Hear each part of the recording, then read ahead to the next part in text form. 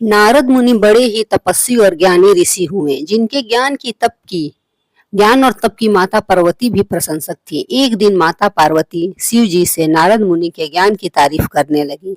शिव ने पार्वती जी को बताया कि नारद बड़े ही ज्ञानी है, लेकिन किसी भी चीज का अहंकार अच्छा नहीं होता है। एक बार नारद को इसी अहंकार के कारण बंदर बनना पड़ा था। यह सुनकर माता पार्वती को बहुत आश्चर्य हुआ। उन्होंने श्री शिव भगवान से पूरा कारण जानना चाहा। तब श्री शिव ने बतलाया, इस संसार में कोई कितना ही बड़ा ज्ञानी हो, लेकिन श्री हरि जो चाहते हैं वो उसे बनना ही पड़ता है। नारद को एक बार अपने इसी तप और बुद्धि का अहंकार हो गया था। इसलिए नारद को सबक सिखाने के लिए श्री विष्णु को एक युक्ति सूझी। हिमालय पर्वत में एक बड़ी पवित्र गुफा थी। उस गुफा के निकट ही गंगा जी बहती थी। वह परम पवित्र गुफा नारद जी को अत्यंत सुहावने लगी। वहां पर के पर्वत, नदी और वन को देख करके उनके हृदय में श्री हरि विष्णु की भक्ति अत्यंत बलवती हो उठी और वे वहीं बैठकर तपस्या में लीन हो गए। नारद मुनि की इस तपस्या से देवराज इंद्र भयभीत हो गए कि कहीं देवर्षि नारद अपने तप के बल से उनका स्वर्ग नहीं छीन ले। इंद्र ने नारद की तपस्या भंग करने के लिए कामदेव को उनके पास भेज दिया। वहां पहुंचकर कामदेव ने अपनी माया से वसंत ऋतु को उत्पन्न कर दिया। पेड़ और पत्ते पर रंग बिरंगे फूल खिल गए, कोयल कूकने लगी और भौरे गुंजार करने लगे।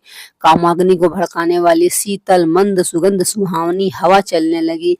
रंभा आदि अप्सराएं नाचने लगी, किंतु कामदेव की किसी भी माया का नारद मुनि पर कुछ भी प्रभाव नहीं पड़ा। तब कामदेव को डर सताने लगा कि कहीं नारद मुझे श्राप न दे दे, इसलिए उन्होंने श्री नारद से क्षमा मांगी। नारद मुनि को थोड़ा भी क्रोध नहीं आया और उन्होंने कामदेव को क्षमा कर दिया। कामदेव वापस अपने लोक में चले गए। कामदेव के चले जाने पर नारद मुनि के मन में अहंकार हो गया कि मैंने कामदेव को जीत लिया। वहां से वे शिव जी के पास चले गए और उन्हें अपने कामदेव को हराने का हाल कह सुनाया।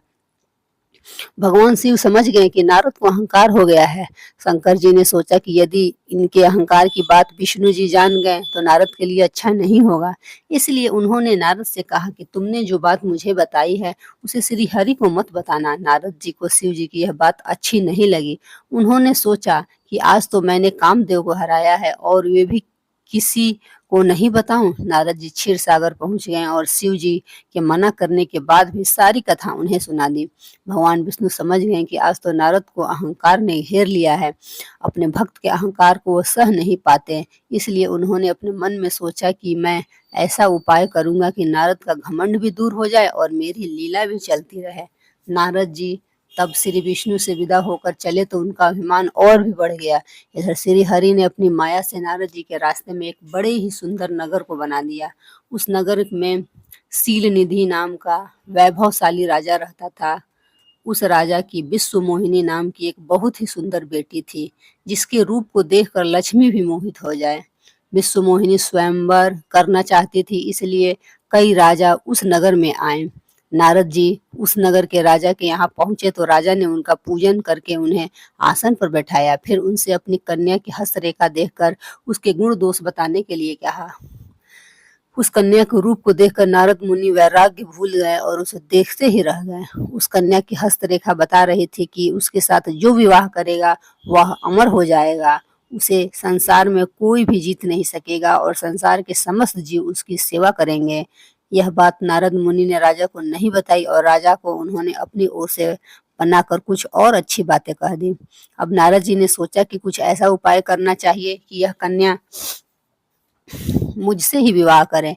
ऐसा सोचकर नारद जी ने श्री हरि को याद किया और भगवान विष्णु उनके सामने प्रकट हो गए। नारद जी ने उन्हें सारी बात बताई और कहने लगे, हे नाथ, आप मुझे अपना सुंदर रूप दे दें ताकि मैं उस कन्या से विवाह कर सकूं। भगवान हरि ने कहा, हे नारद, हम वही करेंगे जिसमें तुम्हारी भलाई हो। यह सारी विष्णु जी की ही माया थी। विष्णु जी ने अपनी माया से नारद जी को बंदर का रूप दे दिया। नारद जी को यह बात समझ में नहीं आई। वो समझे कि मैं बहुत सुंदर लग रहा हूँ। वहां पर छिपे हुए शिव जी के दो गण भी इस घटना को देख लिया। ऋषिराज नारद तत्काल विश्व मोहिनी के स्वयंवर में पहुंच गए और साथ ही शिव जी के वे दोनों गण भी ब्राह्मण का रूप बनाकर वहां पहुंच गए। वे दोनों गण नारद जी को सुनाकर कहने लगे कि भगवान ने इन्हें इतना सुंदर रूप दिया है कि राजकुमारी सिर्फ इन पर ही रिझेगी। उनकी बातों से नारद जी मन ही मन बहुत खुश हुए। स्वयं भगवान विष्णु भी उस स्वयंवर में एक राजा का रूप धारण कर आ गए। विश्व मोहिनी ने कुरूप नारद की तरफ देखा भी नहीं और राजा रूपी विष्णु के गले में वरमाला डाल दी। मोह के कारण नारद मुनि की बुद्धि नष्ट हो गई थी। राजकुमारी द्वारा अन्य राजा को वरमाला डालते देख वे परेशान हो उठे। उसी समय शिव जी ने गणों ने ताना कसते हुए कहा, नारद जी से कहा, जरा दर्पण में अपना मुंह तो देखिए। मुनि ने जल में झांक कर अपना मुंह देखा तो अपनी कुरूपता देखकर गुस्सा हो उठे। गुस्से में आकर उन्होंने शिव जी के उन दोनों गणों को राक्षस हो जाने का शाप दे दिया। उन दोनों को शाप देने के बाद मुनि ने एक बार फिर से जल में अपना मुंह देखा तो उन्हें अपना असली रूप फिर से मिल चुका था। नारद जी को अपना असली रूप वापस मिल गया था, लेकिन भगवान विष्णु पर उन्हें बहुत गुस्सा आ रहा था, क्योंकि विष्णु के कारण ही उनकी बहुत ही हंसी हुई थी। वे उसी समय विष्णु जी से मिलने के लिए चल पड़े। रास्ते में ही उनकी मुलाकात विष्णु जी से हुई। उनके साथ लक्ष्मी जी और विश्व मोहिनी भी थी। विश्व मोहिनी से हो गई। उन्हें देखते ही नारद जी ने कहा, आप दूसरों की खुशियां देख ही नहीं सकते, आपके भीतर तो ईर्ष्या और कपट ही भरा हुआ है। समुद्र मंथन के समय आपने श्री शिव को बावला बनाकर विष और राक्षसों को मदिरा पिला दिया और स्वयं लक्ष्मी जी और कौस्तुभ मणि को ले लिया। आप बड़े ही धोखेबाज और मतलबी हो, हमेशा कपट का व्यवहार करते हो। हमारे साथ जो किया है उसका फल जरूर पाओगे।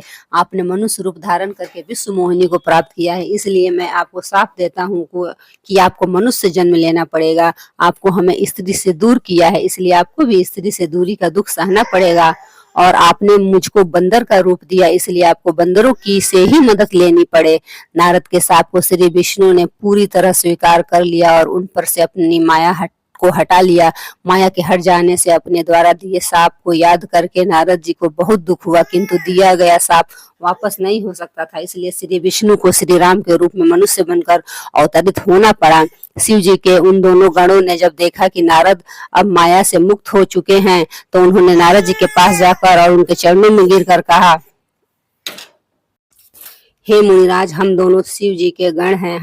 हमने बहुत बड़ा अपराध किया है, जिसके कारण हमें आपसे शाप मिल चुका है। अब हम अपने शाप से मुक्त करने की कृपा करें।